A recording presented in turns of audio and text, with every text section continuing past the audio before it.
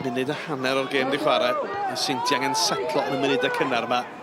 Mae Bale yn gyrraedd Phoebe Poole sy'n troi'n hyfryd ar ergyd angen arbediad. Mae Phoebe Poole di sgorio 1 gol ar 10 yn ei 8 gêm diwetha. Mae ar dan yn troi Beth Lewis yn hyfryd, ond arbediad da gan Parks. Seintiau, chwarae allan o'r cefn. Evans yn codi ffen a'r bas wedi mesur yn berffaith i lwybr Caitlin Chapman. Chapman yn syth i ddwylo diolchgar Cerin Chamberlain.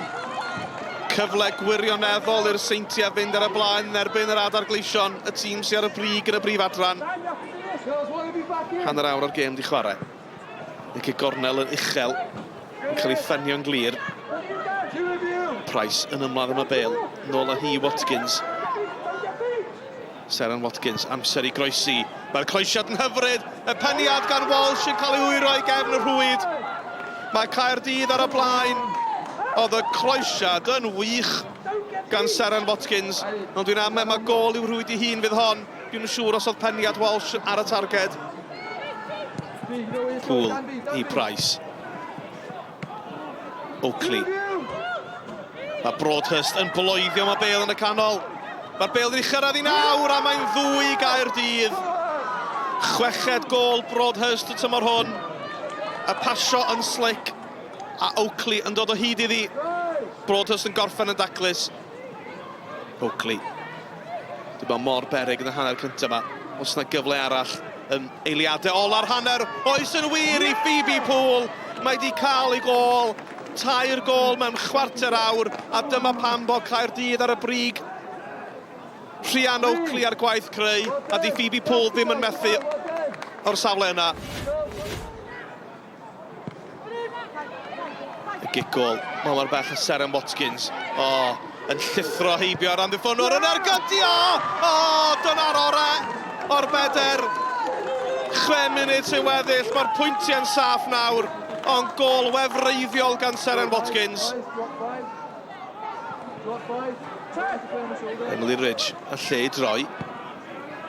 Y croesiad yn un da, at y canol! Mae'r Seintiau wedi cael gol yn ôl. Helen Evans, a'r tîm cartre'n heiddi honna. Maen nhw'n mynd i lithro o'r pedwerydd safle, mae rhywun yn ame gyda'r canlyniad hwn, ond maen nhw dal yn y ras. Cic Gornel Price yn uchel. A Catherine Walsh yn sgorio am stori dylwydd teg. Allan am 10 mis gyda llawdriniaeth i gêm gyntaf nôl, a mae'n sgorio i Gaerdydd am stori wych.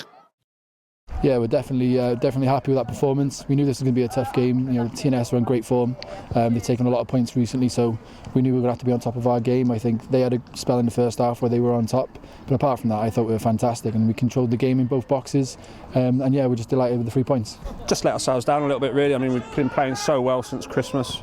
Knew it was going to be a tough game against top of the table, unbeaten. You know, they've set the benchmark for everyone this season, really. But you know, I just felt as if we'd have played the way we have been playing, then you know the result and certainly the performance would have been a lot different. Just let ourselves down 10-15 minutes before half-time, really. 3-0 down, the game's over. So disappointing the way the goals went in. But you know, at the end of the day, no one expected us to get anything out of this game. Obviously, we knew it was going to be a tough game, and we set out to play our football, and that's what we've done. It's always nice to get on the score sheet, but disappointed to let one in, to be honest, because that's my main priority is keeping them out. So yeah, always nice to score a goal though. We can only focus on ourselves. We know it's completely in our hands, and only we can mess this up now. So you know, we'll enjoy the week off now that we've got a little break between phase 1 and 2.